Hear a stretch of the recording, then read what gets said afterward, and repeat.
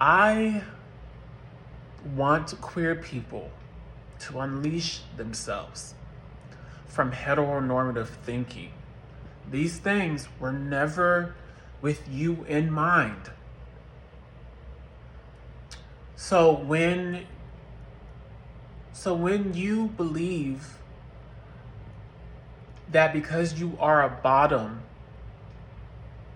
that you have to act a certain way, that being the ideas of femininity, because you are doing the bending. When you are that same bottom, that when you're looking for a partner, you feel like A, he needs to be a fully top, A, B, and then B, because he is a top, he must be that masculine man and embodying those type of ideologies.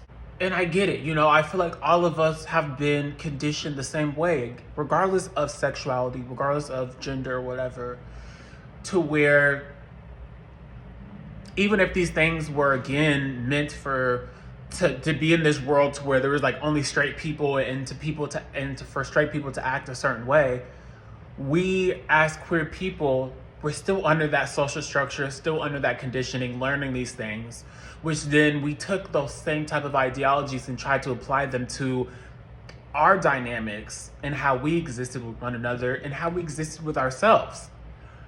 And it just has done nothing, I feel like, but created so much shame, internalized homophobia, separating us, shaming other people, which is what they want, even within like a heteronormative scale, right? That is the idea. That is to continue to uphold this idea, and anything outside of that is considered undesirable. You may not be able to gain community, to gain love, to gain safety instances.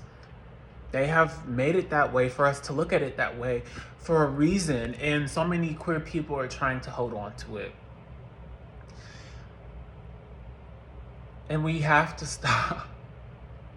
We have to stop, because it's in continue to enforce all the things that we allegedly say that we want to rid ourselves from. It's not to say that, again, I understand you want to be loved, you want to be seen as desirable. So if that means becoming something that you're not necessarily, a lot of us are willing to do that. And I was at one point in my life to where I also did that as well. There was also a time in my life where I felt like I had to be and kind of make something my entire personality, as far as I kind of dabble in everything, right? But I most definitely, a lot was bottoming. And when I was younger, I really lit the outside world, and that conditioning and everything make me feel like I had to be this super feminine and submissive and sexual being all the time, based off of just my sexual role, and also just based off of me being a gay man, right? And even though I still am very feminine, just naturally though, there are things that I've had to strip myself of, when it comes to how I saw myself and how the confidence that I had, and having that confidence based off of just who I was naturally. And again, not trying to put on this show for other men, And you see this also with the mask for mask men who are clinging to ideas of masculinity without either realizing or caring or wanting to talk about the fact that these ideas, do not fit anyone regardless of your sexuality. They don't fit straight men either. These ideas were created not with you in mind either. They were created really to demonize people like you, and to again uphold a certain ideologies, and everything else is just wrong, and it's that's not where we're going, this is what this means to us, and etc.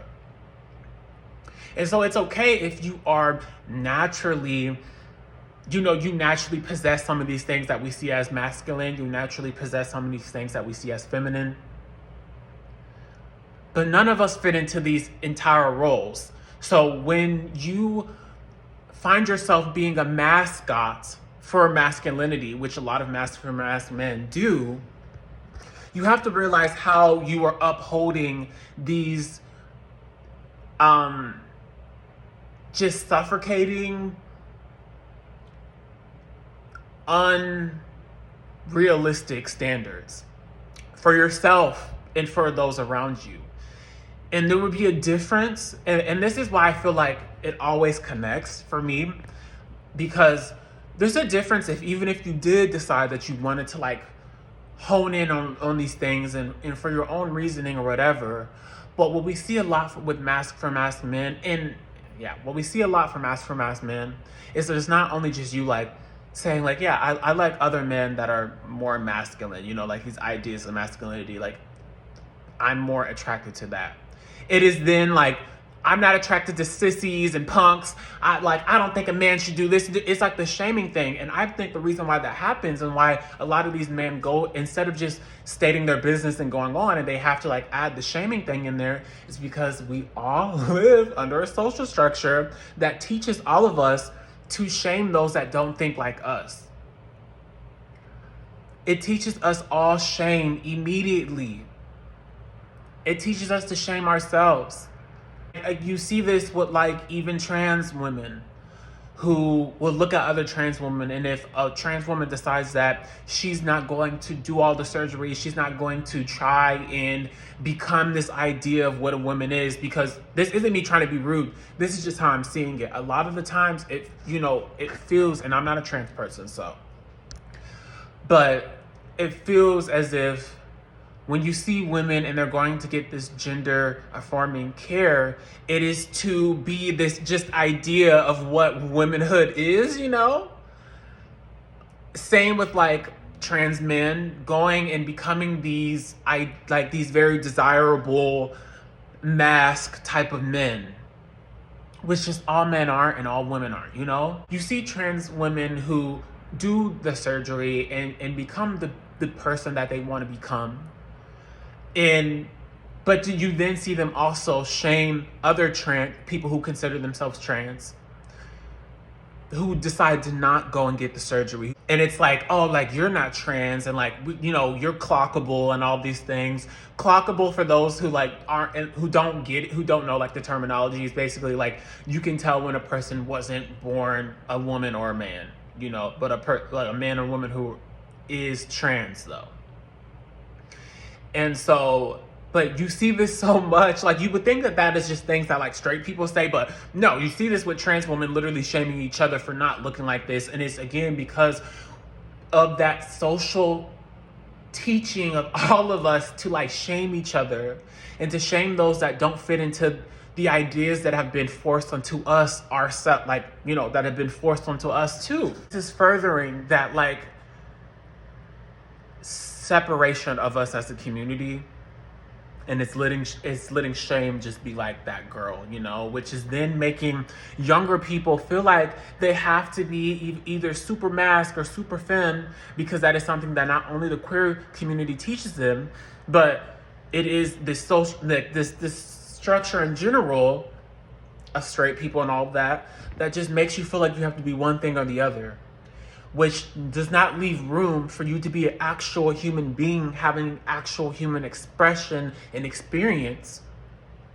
You then feel like you have to silence those parts of yourself that you can't immediately put in boxes, which also can just play a part in like your relationship dynamics, and whether that's like platonic or non-platonic, where you are not ever really yourself.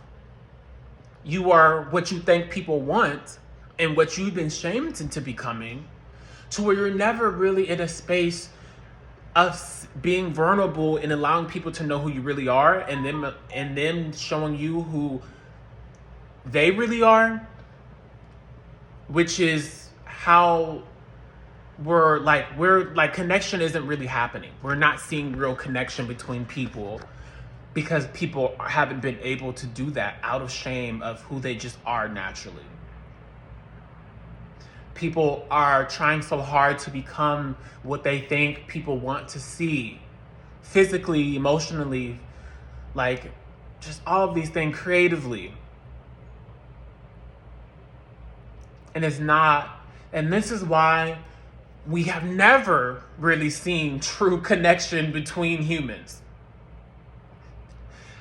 That's not to say that people haven't cared about someone and had feelings for one another and wanted each other to be safe, or, had sexual feelings for one another or whatever. But I think that true connection is really two people being so open with who they are and allowing each other to see that, and still decide, it's still allowing that connection to happen, and still caring about one another in that way that isn't in an unconditional way. And I hate that we kind of act as if there was a time where people, and there probably was years and years ago, but kind of shaming people to become these surface level thinkers, and then them going out into the world and kind of searching for relationships and all of that in that mindset has created a lot of us to never know what actual true connection is. And that has been happening before social media. That has been happening, for hundreds and hundreds and hundreds of years, if you're looking back on how they have always shamed us into becoming something we just weren't. Which then, how are you going to have real connection if you're not showing someone who you really are? And so, me rambling, right? And so hopefully I was still staying on I just have to say that because I'm I want queer people to know that, and that's how deep I feel like it is, that we don't even realize sometimes that we're doing it. We don't even realize, because there are people that are I want to be like me, and I want to, and I am an advocate for authenticity, but then we find ourselves still holding on to roles and things that aren't ours, and it's so clear that it's not ours, right? And you see this not just with queer people, but with straight people as well. And so I don't know if I had said it, but I'm just going to say it again because I feel like it's important that I say this just for the context of it all, is that I feel like a lot of people, why they look at okay, me as a bottom, me doing the one who's being penetrated, I should be more women-like, because we all understand without really understanding or whatever, that heteronormative ideology and, regarding dynamics and sex and all these things has always, it started and has always had some type of roots of me, I'm doing the penetrating of you because I am stronger than you. You're allowing me to penetrate you because you are weaker than me. Which then had spawned so many roles and ideas of how we see gender, how we see dynamics, etc. You can just see this throughout time. You see this with queer relationships as well, dating back to ancient times. A lot of this was looked at as not necessarily love, but it was looked at as me penetrating you because I have the power to, and because me being a man, and that type of thing. You do your own research, right? But those type of ideologies have trickled down and have just warped into different things and different wording to, to really be able to make people not really see what it really is. You see this with women that are holding on to things, and they're seeing it as them being catered to, right? And they're seeing as them being loved, which things that they should be given, they should be catered to, they should be loved, just like man should be also. But it is things, and it's in a way to kind of,